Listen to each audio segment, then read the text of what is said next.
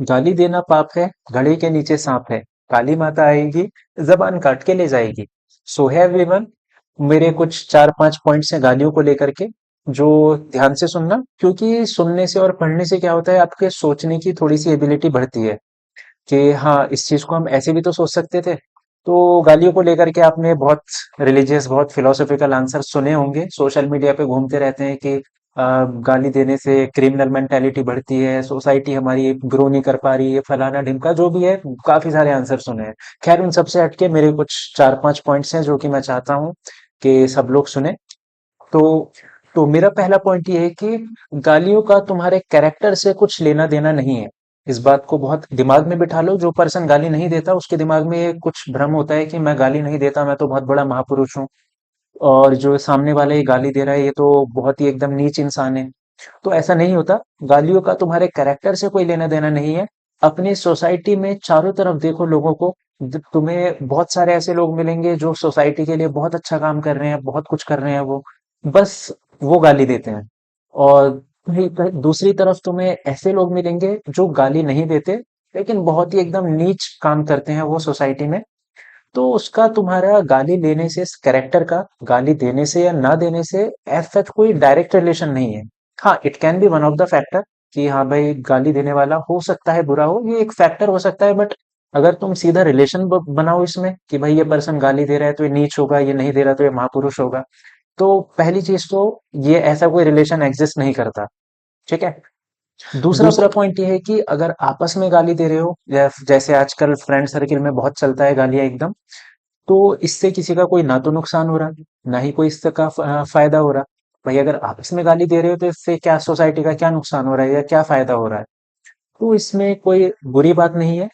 But एक एक मेरी रिक्वेस्ट रहेगी यहाँ पर, एक अपील रहेगी कि the least you can do is, जब भी आप गाली दे रहे हो, जो मिनिमम तुम लोग कर सकते हो वो ये कर सकते हो कि गाली देते टाइम आप लोग इस बात का ध्यान रखो कि एटलीस्ट उसमें रिलेटिव्स ना आए। ठीक है। मेनली जो गालियां होती है वो हमारी मम्मियों पर, हमारी बहनों पर, इन पर ही बनी होती है, या जो भी रिलेटिव्स हैं। तो least you can do is, गाली देने में कोई बुरी बात नहीं है। आप दो, आपस में दो, उससे कोई किसी का भला नहीं हो रहा, किसी का नुकसान नहीं हो रहा। But the least you can do is के आप इस बात को मेक श्योर करो कि उसमें रिलेटिव्स इंक्लूड ना हो। तो आज से इस चीज का ध्यान रखें कि इसमें रिलेटिव्स एटलीस्ट इंक्लूड नहीं होने चाहिए। बाकी जो मर्जी, जितना मर्जी गाली दो, उससे किसी का कोई पैसे ये नहीं होगा कि तुम गाली नहीं दोगे तो हमारा देश पूरा एकदम अमेरिका बन जाएगा, या अगर गाली दोगे तो एकदम पूरा एकदम हम डाउनफॉल में चले जाएंगे। तो ऐसा कुछ नहीं होने वाला, उससे कोई प्रॉब्लम नहीं है। बट बहुत बेसिक सी एकदम कॉमन सेंस की चीज है कि उसमें रिलेटिव्स इंक्लूड ना हो, हमें इस बात का ध्यान रखना है बस। तुम देख रहे हो, तुम लोग इतने नीच लेवल पर हो कि गाली कैसे देनी है तुम्हें वो भी सिखाना पड़ रहा है, तुम्हें ये भी नहीं आता कि गाली कैसे दी जाती है। तो ये मैं सिखा रहा हूँ, तो थोड़ा सा सीखते चलना है कि गाली अच्छा ऐसे दी जाती है, ये किसी ने सिखाया नहीं होगा तुम्हें। हाँ, तो तीसरा पॉइंट ये है कि कुछ लोग ऐसे होते हैं कि जो एब्यूजिंग लैंग्वेज यूज नहीं करते, बट वो जब फ्रेंड सर्किल में जाते हैं तो आसपास के माहौल में ढल जाते हैं। फिर उन्हें पता भी नहीं चलता कि उन्होंने कब एब्यूजिंग लैंग्वेज, गालियां देना उन्होंने स्टार्ट कर दिया। क्योंकि ऑब्वियस सी बात है भाई, वो देखते हैं आसपास की फ्रस्ट्रेशन अगर हमें निकालनी है तो, या हमें कुछ कॉमेडी करनी है तो हमें गाली तो देनी पड़ेगी। तो उस माहौल में वो ढल जाते हैं किसी तरीके से। तो उनसे मैं ये बोलूंगा कि आप डायरेक्ट गाली मत दो, गालियों के ऑल्टरनेटिव यूज करो। है ना? जैसे भैंस की आंख, इतनी बढ़िया गाली है, भैंस को भी बुरा नहीं लगेगा, तुम्हारी फ्रस्ट्रेशन है या जो भी है तुम्हारा वो भी निकल जाएगा। भैंस की आंख हो गया। और कमेंट्स में बताना तुम ही लोग कि गालियों के क्या क्या ऑल्टरनेटिव्स हम यूज कर सकते हैं जिससे हमारी फ्रस्ट्रेशन भी निकल जाए। कोई गाली इसलिए तो यूज करते हो कि भाई किसी पे गुस्सा आ जाए बहुत जोर से तो उसको हर्ट करने के लिए, या फिर अपनी फ्रस्ट्रेशन निकालने के लिए, या फिर बातों के बीच में कुछ कॉमेडी, कुछ ह्यूमर ऐड करने के लिए। तो कमेंट्स में तुम ही लोग बताना कि गालियों के क्या क्या अल्टरनेटिव हम यूज कर सकते हैं। नेक्स्ट पॉइंट उन लोगों के लिए जो बिल्कुल समझना ही नहीं चाहते, कि उनकी तो वो तो बोलते हैं कि हमारी नसों में भर चुकी है भाई गाली, हम नहीं सुधरेंगे, हम तो गाली देकर ही रहेंगे। तो उनसे मैं सिर्फ इतना बोलूंगा कि अपनी द लीस्ट जो तुम काम कर सकते हो वो ये कर सकते हो कि अपनी गाली की डायरेक्शन को चेंज कर दो।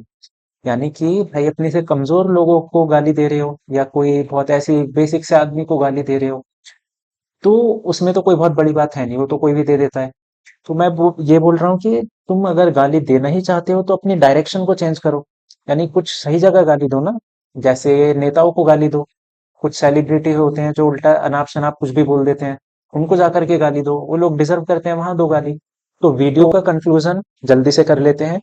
हमें गाली पहली चीज तो नहीं ही देनी चाहिए, जितना हो सके कि गाली कोशिश करो कि आप कम करो उसको।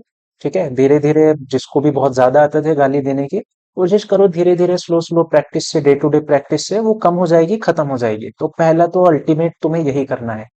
अगर इतना भी नहीं कर सकते तो तुम क्या कर सकते हो कि अगर गालियां दे ही रहे हो तो बस अपने फ्रेंड सर्किल्स में दो, कोशिश करो कि अब बाकी कहीं ना दो। और तुम्हें इस चीज में भी ये ध्यान रखना है कि एटलीस्ट रिलेटिव्स का नाम उस उन गालियों में नहीं आना चाहिए। तीसरी चीज हमने सीखी कि अगर हम ये सब भी नहीं कर रहे, हम गालियां देना ही चाहते हैं, तो हम लोग पॉलिटिशियंस को दें, और क्या बोलते हैं, कुछ जो भी बेकार से सेलिब्रिटीज हैं उनको दे, या कुछ जो बेकार लोग हैं हम उनको दे जो डिजर्व करते हैं। तो ये दो तीन बातें मेरी ध्यान रखना। ठीक है, तो फिर मिलते हैं नेक्स्ट सेशन में, नेक्स्ट वीडियो में। और तब तक के लिए आप जहां पर भी हो, जो भी कर रहे हो, उसके लिए ऑल द बेस्ट।